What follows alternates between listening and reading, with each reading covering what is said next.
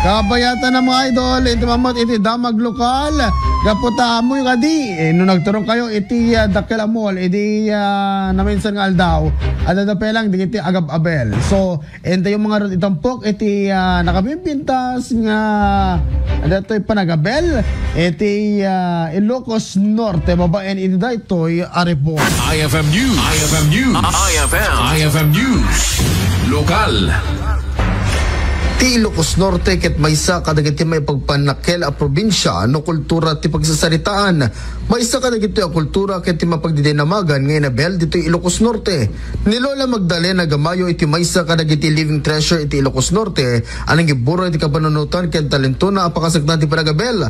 Iti pa nagturong tayo iti maysa amol iti ili ti San Nicolas ket dito ay napasabak ti Philippine Handloom Weaving Festival 2025 babae ti DOST.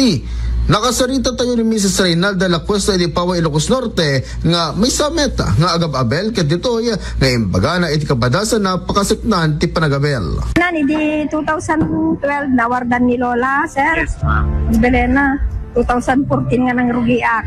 Oh. Adu amin ti may gatang sir na panunuta mo nga pinagabol sir tatno adalang before pa ikidete ma'am na bang na nakamatitan tayo nga urido din kayong get at experience yun kapitele. good sir. Well, ma'am. Ano ti kasunod dito ma'am narigat pa nga trabaho sanayan na? Narigat sir.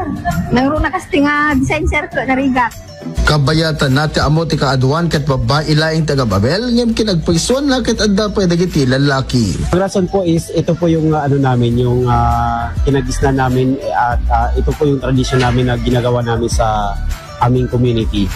Mainaig iti daytoy ket pagyamanan ni Mrs. Madeline Kudjamat iti lapas abra ti DOST gaputan ay kada ti guntawa nga ipanlakel dagiti lakod na nga inabel. So dagiti mat supporters dagiti ala ko malapit at kasama ka rito nga yung wedding festival ng Danwak pati DOST PTRI kastulong mo dagiti pana nga gagawin nga agikin nga naginadal natuloy-tuloy dagiti nga tulong ay dagiti lubad ng ahensya kun dagiti gayan tayo nga magpatronize ba ti adal kayo tuloy-tuloy na tamo ag bunlo ti adal so napintas na tamo ti so masapol nga tinulong tayo na kaamin tanong patuloy na tamo ito sa kagabal na pagsapulan may pasa-pasa ka tradisyon.